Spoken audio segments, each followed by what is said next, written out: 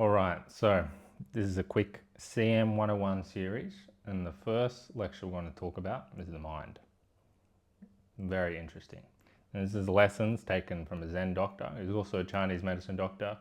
He owned huge herbal medicine factories in Taiwan, proper Zen Master, which is very hard to come by these days, but absolutely legit.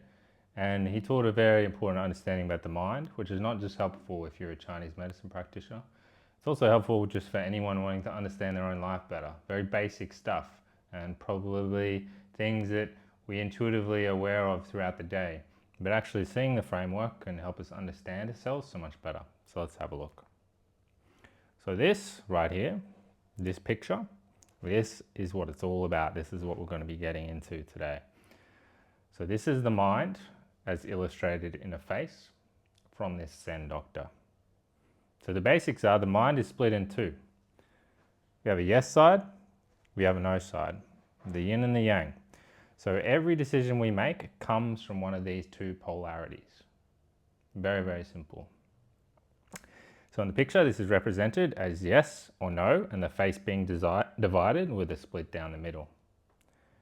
So included in this yes and no are also your dualities of good and bad, high or low, I like or don't like, or this one or that one. And this touches upon a facet of yogic understanding and also Chinese medicine understanding, which we call the zhi and huai, which is our innate intelligence and our acquired intelligence. Or in other terms, you could say like our wisdom and our intellect. So wisdom comes from reflective processes. It comes from things that we haven't heard before. We've had to take a leap in understanding to get to that point. Whereas an intellect is purely memory recognition. It's something you've heard, you've stored it in the hard bank, and then you just spurt it out and regurgitate. So most people, 90% of people in the West, probably more, they operate almost purely on the intellect. So that's why we're in such a rough spot today, partially, because there's no reflection, there's no actually thinking about, oh, how does this relate to my own awareness and how I think about things. It's just, I hear another point of view, I store that, identify it within myself. When I hear that topic come up again, I splurt it out reactively. So Chinese medicine describes the intellect like your reflex bone. So hit your knee, your leg goes up, you didn't do anything, it's just a natural reaction. That's what the intellect is. So it's very stupid. So this duality that we have of yes and no is then matched with the impressions that we have taken in from our senses, and then it's applied into the 5 areas of human life. So this is our senses, there's a spider attached to our senses, we'll talk about it in a second. Then we have the 5 impressions or the 5 areas of human life. So once we've made this yes or no dual decision, and once it's gone through our senses and applied into our impressions, that's when the mind starts playing games in these 5 areas of our life. What does that mean? Well, it's very interesting. We'll get into that in a second. So at the base fundamental level, this is how our decision-making processes forms its structure and its identity. So this is important. Who we think we are, or the suffering that we encounter through the day, is because we're attached to something which we know we're not. That's actually very simple, and we'll get into it.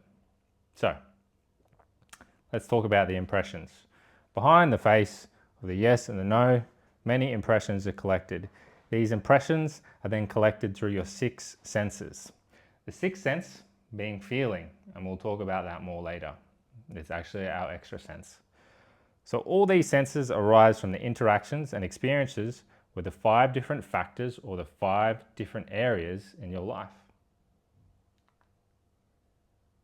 So what are these 5 different activities and areas in your life? The first activity that we have over here is interactions with your family, parents, brothers, sisters, etc. It's very interesting how they're illustrating that that's actually confined to one part of our human life. It's very specific. The second activity is the business you do. Are you in government? Are you in farming? Are you in a startup? Or you work for someone else's business? What is that? That's relegated to another area of life which the mind stores things in. And we have the third area, which concerns how famous and wealthy you want to be, how much status you're chasing, how much of everything you want to have in that realm. That's number 3. The 4th area is being with your wife, children, and close friends. So notice how being with your wife, children, and close friends is different to being with your family. They're different areas of the mind, and we'll talk about that in a second. So the 5th area is your body, heart, mind, your psychology and philosophy, and your secret feelings and aspirations. So that's the other part of human life, which all these impressions get collected into. Stick with me here. So, with all that, then we have 3 eyes, which are observers of these facets of our life. So our first inner eye, up here in the middle, we call this the gatherer. So it doesn't really do anything, it's just gathering information. So before you go to sleep, your first inner eye looks and checks different points about what's happened throughout your day, and then you sort of go through what you've done. That's essentially what the first inner eye does. So this is also the lowest level. So that's why it's very, very important before you go to sleep to actually have time to reflect so your first inner eye can do that. Because if you're just stuck on the phone, then you're not even going to be able to get the first process to happen, which is going to lead to balance and vitality in your life. So after you've had many, many painful experiences in life, you then start having doubts about your life. That's just what happens, right? So this is what the first eye is seeing. And this is where the next eye jumps in. So the second inner eye. The second inner eye, pictured up here, is the reflector. So note the location, it's above the impressions and 5 activities of life like the other ones, but it's a realm higher. So the second inner eye helps you be able to see what has happened during those painful experiences in life. The first eye collects all those painful experiences, it gathers it up, and the second eye starts to be able to shift through it. But it's important to note that this only happens once you've undergone a certain degree of pain to the point you want to change. So this is where a lot of these motivational speakers or people, neurologists, trying to understand, nothing against them, they're trying to understand like the psychology of change and why people change and what one person did to change their life around. But the fact is, it's going to be completely unique. Life is not a laboratory. It's not a randomized control trial. There are certain principles which you can follow which will produce change, which will be likely to create the grounds to create change. But for each person, what's happened is they've gone through all this pain, they've gone through all this trauma, but so much, they don't want to change. Then all of a sudden, one day it's too much, bam, they decide to change. And it could have been anything that triggered that. So that's why it's important. It's not important to look at the trigger. It's important to understand that it comes from a framework of the pain being too much to the point where you finally want to be able to decide to change. So after this, after you have gone through reflecting, okay, yes, I do want to change, your mind then gets to decide whether you do want to continue playing the same games in your life. Same old games. Do you want to continue playing them or not? You have the third inner eye. So the last eye sits above the rest. You can see it up there at the top, sitting vertical. It's sometimes called the enlightened eye by masters. So all 3 eyes are awareness, but the first eye looks and checks upon your day before you go to sleep. It's low-level awareness. The second eye, which sees you doubting your life and not wanting to continue with the old games, is middle awareness. The third eye is the highest of all eye. It's awareness without any limitation. That's how the masters describe it. It's not so relevant for someone like you and me, but it's cool to be able to understand how the different levels of awareness relate to our mind, so we can begin to reflect on our own life more. So let's delve in a little bit more into these eyes to quickly get our understanding of what they are. So before going to sleep, the first eye in everyone looks and checked all that has happened throughout the day. But important to note that both the first eye and the second eye are silent. They only check whatever games you've been playing throughout the day. They're not active participants. The spider, as seen in the earlier picture here, is connected to your senses, and it represents your 6 senses connecting with the impressions. So it connects with all your senses: sight, hearing, smelling, tasting, tactile sensation, and feeling. which is the sixth sense. It's connected with all the impressions that have happened in your entire life. So, very important. The storage, memory, and capability of our mind is incredible. So all these impressions that you collect through the senses are connected to the 5 different areas or the factors in your life. Your parents, brothers, sisters, your business, how much fame and wealth you have, your wife, your children, your friends, your body, and your inner feelings that you keep secret. So it gets channeled through all of that, all through separate areas, all different things the mind is going after. So connected to these 5 factors are the yes and the no choices that you made about them. So, okay, you have a political ideal that you heard about. So how do you decide whether your mind wants to identify with that or not? Okay, well, what does our family say about it? Our parents and our brothers? What does our wife say about it? And just from those 2 things alone, you can get an understanding of how the mind will make a yes or no decision about, I don't know, immigration. Do I make a yes or a no?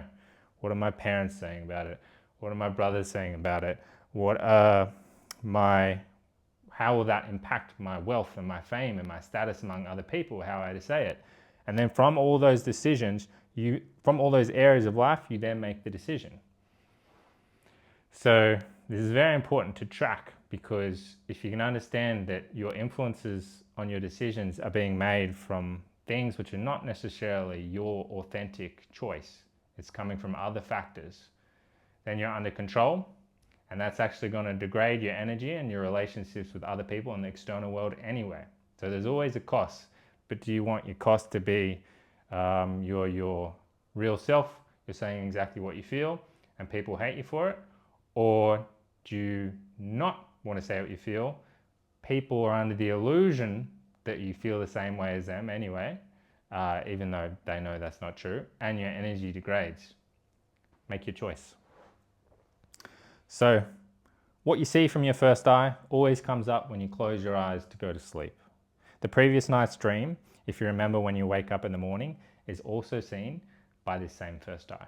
That's what the first eye, that's the level of awareness. So you can all connect with that, I'm sure.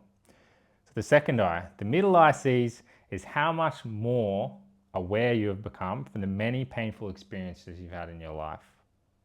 This has come from your mind being hit by life again and again and again, which allows you to start checking yourself in a much deeper way. So being hit by your mind is you have a painful experience in life. It causes you some inner trauma, some inner pain, and then through all those hitting of the mind, through all those, hey, what are you doing? Life telling you, beating you. Then the second eye comes in, starts checking in, starts going, hey, let's get moving. So the important thing to understand about the second eye though is it's not total bird's eye perspective.